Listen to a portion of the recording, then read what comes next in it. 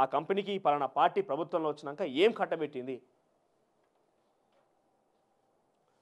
ఇక ఆంధ్రజ్యోతి విషయానికి వస్తే ఇక మోదీకి సంబంధించిన సభ గురించి ఇప్పటికే మనం మాట్లాడుకున్నాం. తర్వాత తమిళసై రాజీనామా గురించి మాట్లాడుకున్నాం.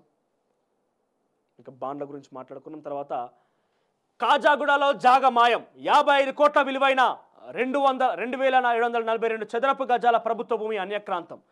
జీవో నెంబర్ 59 ఆధారంగా క్రమబద్ధీకరణ, ఖాళీ స్థలంలో 10 ఇళ్లు ఉన్నట్టు పత్రాలు. అసెంబ్లీ ఎన్నికల సమయంలోనే రెగ్యులరైజేషన్. చక్రం తిప్పిన గత ప్రభుత్వంలోని న్యాయవాది, ఆయన కుటుంబ సభ్యులు, బంధువుల పేరిట క్రమబద్ధీకరణ.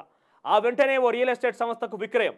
అప్పటి ప్రభుత్వంలోని బీఆర్ఎస్ పెద్దల అండ సహకరించిన రెవెన్యూ అధికారులు సీఎం రేవంత్ రెడ్డి దృష్టికి 59 జీవో అక్రమాలు. రంగారెడ్డి జిల్లా పరిధిలో నిర్మాణాలకు అనుమతించొద్దంటూ ఉత్తర్వులు. క్రమబద్ధీకరణ దరఖాస్తుల పరిశీలనకు ఆదేశాలు. ఇక అది రంగారెడ్డి జిల్లా షేర్లింగంపల్లి మండలంలోని అత్యంత ఖరీదైన కాజాగూడ ప్రాంతం. గచ్చిబౌలి నుంచి నానక్రామ్గూడకు వెళ్లే మార్గంలో సైబరాబాద్ కమిషనరేట్కు సంబంధించిన స్థలంతో పాటు engineering staff college, forum for good governance తదితర ప్రముఖ సంస్థలుండడంతో భూముల ధరలు ఆకాశాన్ని అంటుతున్నాయి. అయితే గజం 2 లక్షలకు పైగానే ఉన్న ఆ ప్రాంతంలో సర్వే నెంబర్ 28లోని 2,742 చదరపు గజాల ప్రభుత్వ స్థలం అన్యక్రాంతమైంది. గత బీఆర్ఎస్ ప్రభుత్వం తెచ్చిన 59 జీవో నెంబర్ను ఆధారంగా చేసుకొని 55 కోట్ల విలువైన సర్కారు భూమిని క్రమబద్ధీకరించుకున్నారు.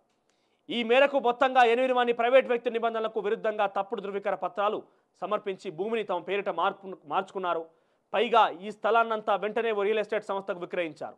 ఈ రెగ్యులరైజేషన్ ప్రక్రియ అంతా అసెంబ్లీ ఎన్నికలకు నోటిఫికేషన్ ముందు జరిగింది.